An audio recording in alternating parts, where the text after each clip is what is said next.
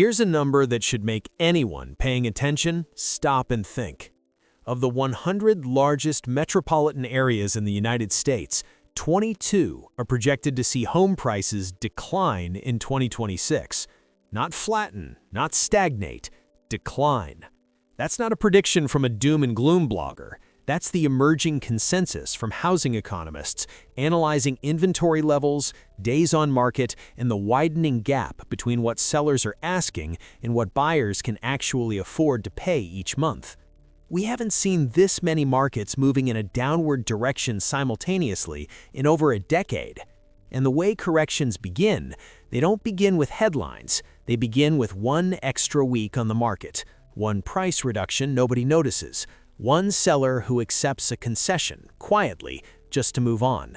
And then that sale becomes the new comparable, and the next seller has to price against it. That's how the reset happens, silently, then all at once. What we're looking at today are 15 cities where that process is either already underway or where the structural conditions make it nearly impossible to avoid. We're counting down from 15 to 1, and by the time we get to number 1, you'll understand exactly why that market may be the most fragile of them all. Before we get into the list, let's set the stage, because context matters enormously here. The defining feature of the 2020-2022 housing boom was cheap money. Mortgage rates near 3% meant a buyer could finance $400,000 and pay roughly $1,700 a month. That same buyer today, at 6.8%, is looking at $2,600 for the identical loan. That's nearly $900 more every single month. And that gap, what some economists call the monthly payment wall, is not theoretical. It's the reason so many would-be buyers are sitting on the sidelines, running the numbers, and choosing to wait. At the same time, many of the people who locked in those 3% mortgages in 2021 are psychologically trapped. They can't sell without giving up a rate they'll never see again, which means they're not listing. Inventory is frozen from below, but demand is also compressed from above by affordability. The result is a market that looks stable on the surface, but is quietly losing its buyer base. Add to that the reversal of pandemic-era migration, the slow return of office mandates pulling workers back to primary markets, and a construction boom that flooded several Sunbelt cities with new supply, and you have the ingredients for a genuine correction. Not a crash, a correction.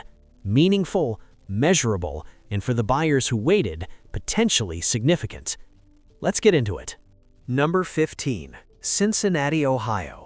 Cincinnati didn't make the boom-era headlines the way Miami or Austin did, but it benefited quietly from affordability migration. People priced out of coastal markets, finding Midwest stability. The problem is that the correction in those coastal markets is now sending ripple effects inward. Inventory has been rising modestly, and price reductions, while still moderate, are appearing more frequently than the local market has seen in recent years. The primary risk here is one of diminished momentum. The tailwind that was pushing demand into affordable Midwest cities is fading, and Cincinnati doesn't have the population engine or job growth rate to sustain appreciation on its own. Days on market are ticking up. It's the quietest kind of correction, a market that simply runs out of reasons to keep climbing. Number 14. Minneapolis, Minnesota. Minneapolis is a market where the headwinds are partly economic and partly sociological. Property taxes in parts of the metro have risen meaningfully, insurance costs, particularly for older housing stock, have crept up, and the city's reputation for livability has faced scrutiny that's made some buyers hesitant. None of these is catastrophic in isolation. Together, they create a buyer who needs to be convinced. When buyers need convincing, sellers have to offer concessions. When concessions become routine, closing cost credits, rate buydowns, repair allowances, they function as hidden price reductions. They don't always show up in the headline number, but they reset what a home actually costs to acquire. Minneapolis is entering that phase. Number 13. Nashville, Tennessee. Nashville rode one of the most dramatic appreciation waves of the pandemic era. Population inflows from California, New York, and Illinois drove prices up 40, 50, even 60% in certain submarkets between 2020 and 2022. But that migration has slowed. The people who wanted to move to Nashville largely have. New listings are setting longer. Price cuts on properties above $600,000 are becoming normalized. The psychological shift is subtle but important. Nashville was once a market where buyers felt urgency. That urgency has dissolved, and a market without urgency is a market where sellers have to compete with price. Number 12. Chicago, Illinois. Chicago is a market that's been fighting structural headwinds for years. Population loss, high property taxes, pension obligations that create fiscal uncertainty, and weather that limits the lifestyle appeal for remote workers. What's changed recently is inventory. Available homes have been accumulating in certain neighborhoods, and price reductions are clustering in the mid to upper price tiers where demand has softened most. The buyers who would have stretched for a $550,000 home in 2021 at a 3% rate are not stretching at 6.8%. Chicago's payment wall problem is acute, and the city's inability to attract net population growth means demand isn't going to surprise to the upside. This is a market where sellers increasingly need to meet buyers where they are, and buyers are lower than sellers want to be. Number 11. Denver, Colorado. Denver is a fascinating case study in what happens when a premium lifestyle market hits an affordability ceiling. Prices ran up dramatically through 2022, fueled by tech migration, outdoor lifestyle appeal, and the sense that Denver was one of those perennially ascending cities. But the data in 2025 showed year-over-year price declines, real ones, not rounding errors, and the inventory of active listings has expanded considerably. Denver's specific risk is the confluence of high baseline prices with relatively flat income growth and a tech sector that has seen layoffs and hiring freezes. The buyers who were paying $750,000 for a home near downtown are scrutinizing that purchase much harder now. When scrutiny replaces enthusiasm, price discovery begins moving in one direction. Number 10. Dallas, Texas. Dallas entered 2025 already showing signs of strain, price trends that have been declining year over year in several submarkets, and a new construction pipeline that wasn't slowing down nearly fast enough. The fundamental issue in Dallas is supply discipline, or the lack of it. Texas land is cheap, permitting is relatively easy, and builders built aggressively during the boom. Now those completed homes are sitting in competition with resale inventory, and sellers in existing neighborhoods are watching new builds down the street undercut their ask with builder incentives, mortgage rate buydowns, appliance packages, design allowances. Competing against an incentivized builder in a slow market is a losing game for individual sellers. Price concessions follow. Number 9. San Antonio, Texas. San Antonio tells a slightly different version of the Texas story. It benefited from the same migration wave, the same affordability advantage relative to Austin and Dallas, and the same construction boom. But San Antonio's economy, while stable, doesn't have the same high-wage job density as its neighbors. When you build a lot of homes in a market where median incomes are more moderate and mortgage rates have doubled, you end up with homes that simply aren't accessible to the buyer pool that exists locally. Prices were already declining through 2025 in measurable ways. The correction in San Antonio isn't a prediction, it's a continuation. Number 8. San Francisco, California. San Francisco is the market where the correction is most ideologically complicated. This was a city that for a decade felt immune to gravity. Remote work blew a hole in that assumption. Office vacancy rates soared, tech companies consolidated their footprints, and the workers who left, many of them high earners, haven't fully come back. Return-to-office mandates are trickling some demand back into the city, but not at the velocity needed to absorb the inventory that's accumulated. Condos in particular are facing a glut. Too many similar units competing with each other on price, with HOA fees and special assessments adding costs that buyers are increasingly factoring into their monthly math.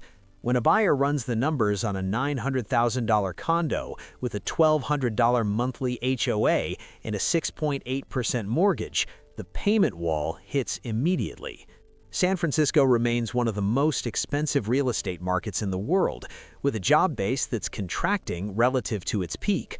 That combination doesn't support prices, it pressures them. Number 7.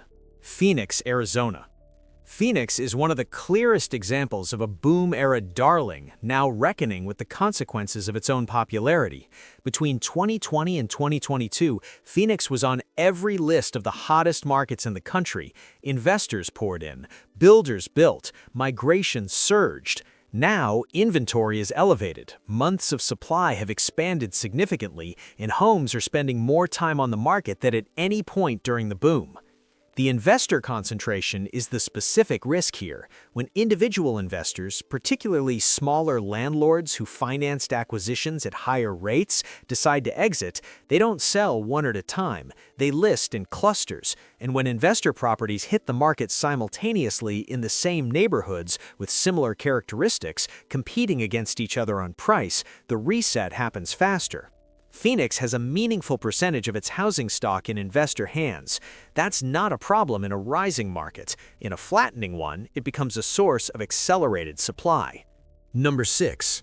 Austin, Texas. Austin is where the narrative of the pandemic boom is most clearly playing out in reverse. This was the city, the tech relocation destination, the cultural alternative to San Francisco. Companies moved their headquarters here. Workers followed, prices went vertical, and then the migration slowed.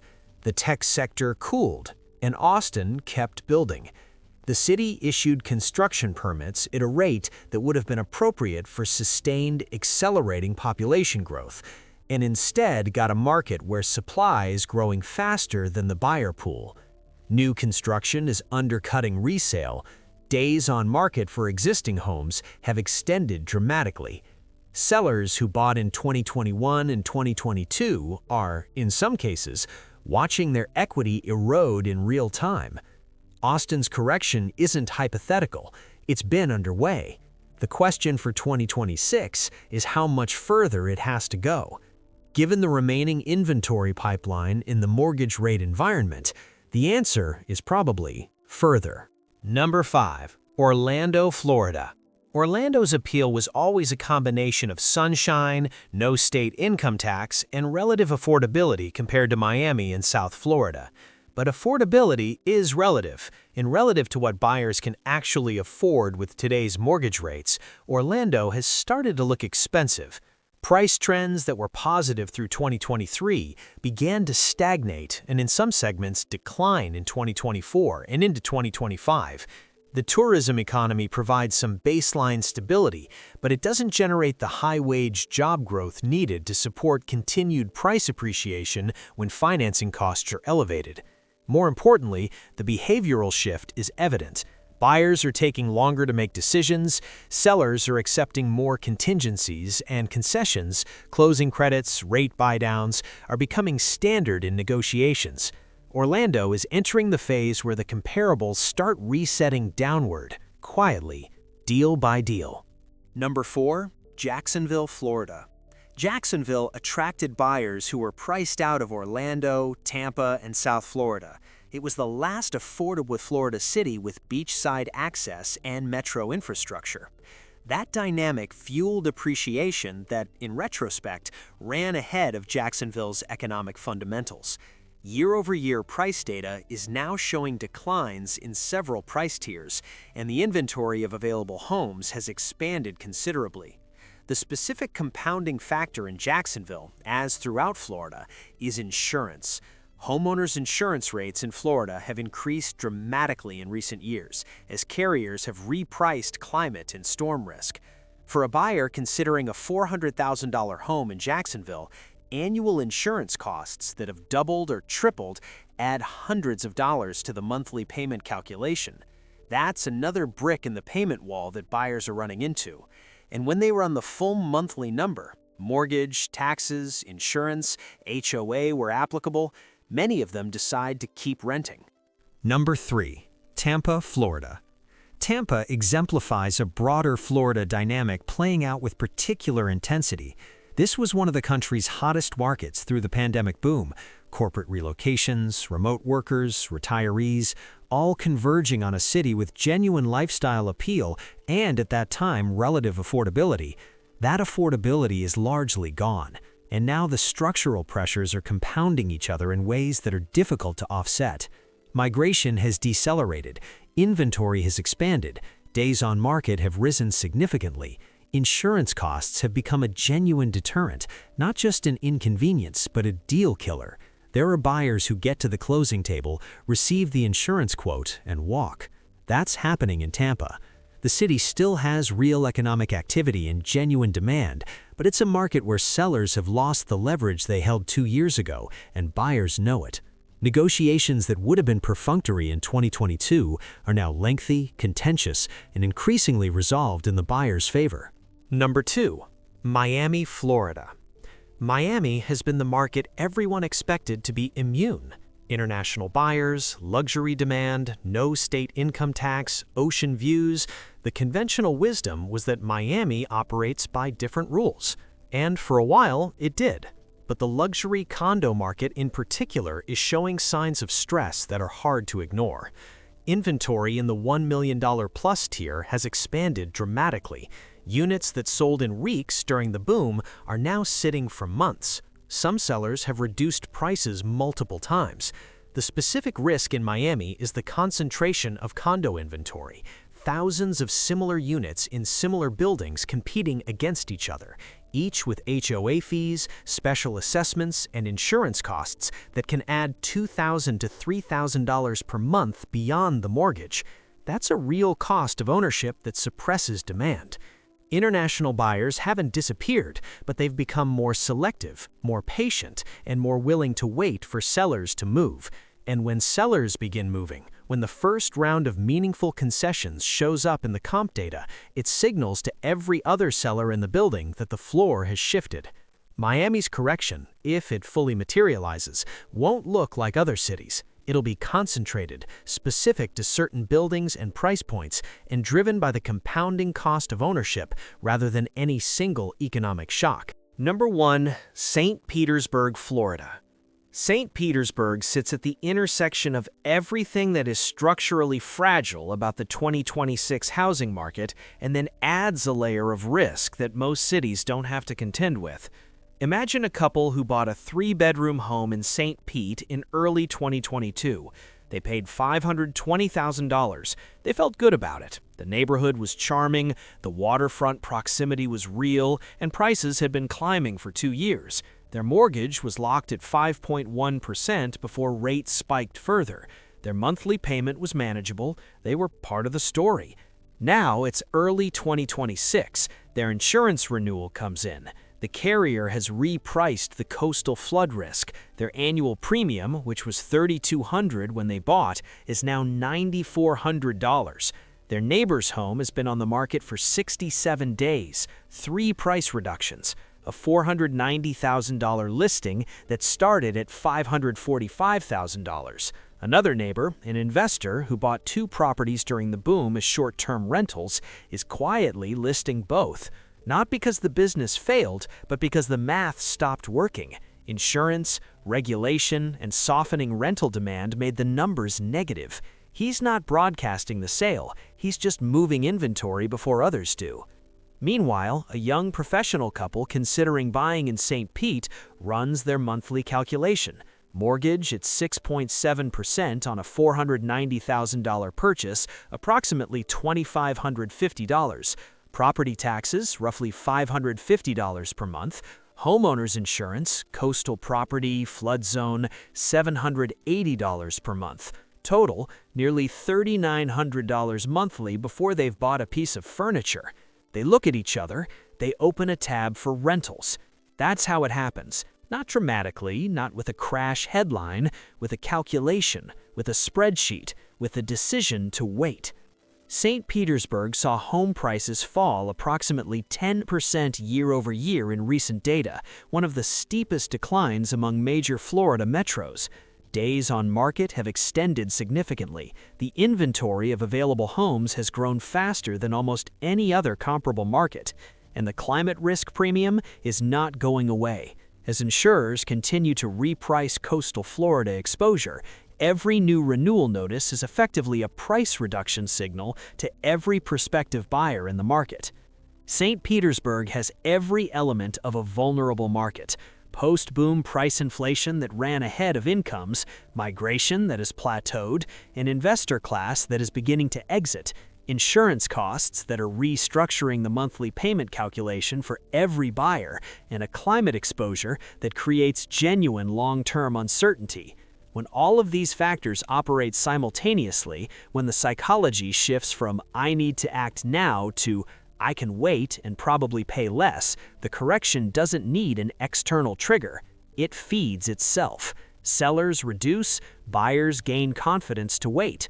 Reduced comps set a new ceiling. More sellers reduce to stay competitive. The cycle repeats. That's not panic. That's mechanics. And in St. Petersburg in 2026, the mechanics are pointing in one direction.